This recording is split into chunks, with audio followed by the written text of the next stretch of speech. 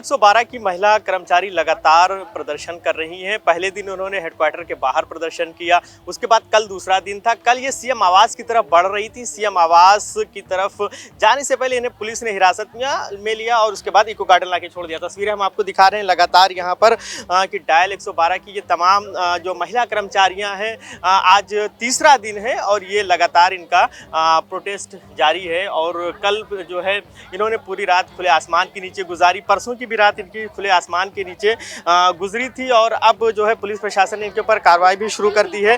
बात कर लेते हैं हम कि आज तीसरा दिन है, आपने 2 रातें खुले आसमान के नीचे आप लोगों ने गुजारी। सरकार की तरफ से अभी तक कोई मध्यस्थता करने का प्रयास नहीं हुआ, कोई बातचीत? कोई बात नहीं हुई भी, डायरेक्ट हमारी सरकार से कोई बात नहीं हुई।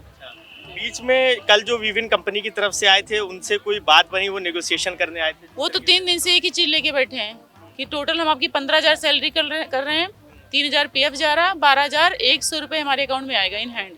तो हम पहले भी उससे थोड़ा सा कम पाते थे, 500 रुपये 1,000 रुपये बढ़ा देने से फिर क्या होगा? हम इसके लिए तो बैठे नहीं है। इससे अच्छा की कंपनी हमारी पुरानी सही थी। चलो ठीक है, नहीं बढ़ रहा तो ठीक है, हमारी कंपनी बाकी चीज़ के लिए अच्छी थी। ये आए हैं, कोई बातचीत नहीं, कोई कांटेक्ट नहीं हम लोगों का कि हाँ हमारा सीनियर कौन है, कहाँ पे है। छुट्टियों का भी आप लोग ये हमारी सारी खत्म कर रहे हैं। 30 दिन का वर्किंग डे दिखाएं, जो हमको दिखाए हैं सैलरी को लेके, उसमें हमको 30 दिन का वर्किंग डे दिखाएं। अब महीने में 30 ही दिन होते हैं, 31 दिन होते हैं, 29 दिन होते हैं, ठीक है। हम 35 दिन कहाँ से लेके आएंगे? अभी हमको कह रहे हैं 30 दिन वर्किंग डे करोगे सैलरी आएगी आपकी 12,100 रुपये। वीक ऑफ हमारा कहाँ जाएगा? 4 छुट्टी होगी, किसी महीने 5 छुट्टी होती है, हेल्थ इशू हो गया, हम पैसा कटवाएंगे अपने? करे वीक ऑफ देंगे तो 30 दिन में क्या 135 दिन की होगी महीने? नहीं होगा ना, 30 दिन का होगा। वीक ऑफ कहाँ लगाएंगे हम? कल आप लोगों ने शायद 18,000 रुपए की कुछ ऐसी बात कही थी। मांग रहेगी वो 18,000 रुपये। और अगर जिस तरह से व्यवहार हमारे साथ हुआ है, नहीं सुन रहे कोई, तुम्हारी मांग फिर बढ़ जाएगी। फिर गवर्नमेंट हमें अपने हाथ में ले। मेरा कहने मतलब अब ये है, गवर्नमेंट अपने हाथ में ले, सैलरी जो देना हो 18,000 15,000 हम मान लेंगे, उस पर हम कंपनी के साथ काम नहीं करेंगे बस। ये क्या आप लोग कल जो हुआ मतलब प्रोटेस्ट के बाद मुकदमे वगैरह भी बताया जा रहा है आप लोगों को? परसों धमकी दी गई थी कि अगर आप लोग ऐसे कुछ करेंगे तो मुकदमा आप लोग के पास मुकदमा कर दिया जाएगा, करियर खराब होगा। तो करियर तो जो 7 साल से काम कर रहा है वो करियर कहाँ बनाने जाएगा, ये बताइए पहले। अब तो हम सरकारी नौकरी, कुछ लोग ऐसे जो सरकारी नौकरी पाने के लायक नहीं बचे हैं, उनकी एज जा चुकी है, वो कहाँ जाएंगे? जाएंगे दूसरे घर में बर्तन मांजने के लिए, क्योंकि उनकी उम्र तो वही बची है जो 30 पार कर लिए, 35 साल के हो गए, जिनके बड़े बच्चे हो गए। ये जो 27-28 में आए थे, 7 साल टाइम दे दिए, वो 38-40 के हो रहे हैं, वो कहाँ जाएंगे नौकरी करने? 12,000 में आजकल टाइम खर्चा चल जाएगा हमारा। एक पर्सन का खर्चा महीने का 15,000 से कम नहीं है। जो परिवार पाल रहा है वो कैसे चलाएगा खर्चा? 5,000 रुपये एक छोटे से कमरा होता है जिसमें हम सिर्फ बिस्तर ही डाल देते हैं, उसी में हमारा रहना होगा तो 5,000 रुपये लगते हैं, उसकी बिजली पानी मिला के हम कैसे परिवार पालेंगे उसमें?